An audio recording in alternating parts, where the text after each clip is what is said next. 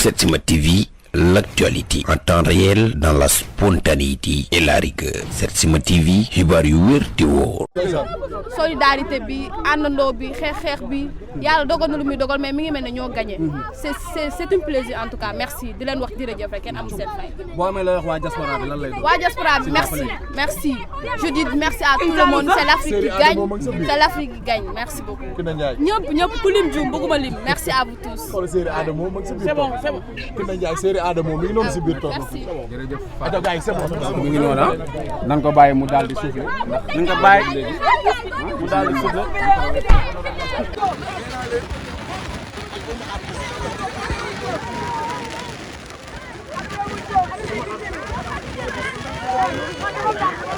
waaw Ndiaye Diatta Ndiaye Séeri Bas Tour nee naa la kii mooy doomu rax bi xale baa ngi nii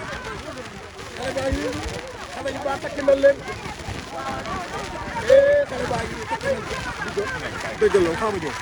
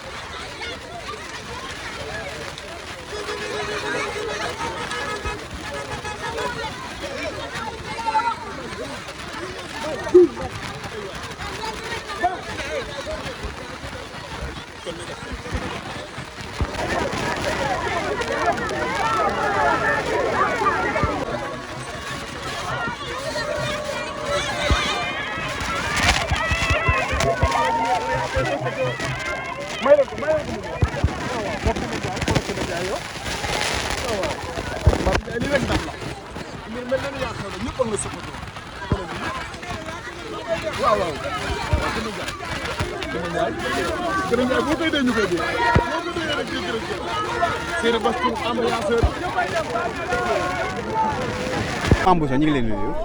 ñu ngi leen di fay yéen ñëpp. noo tudd. man Daba Ndaya.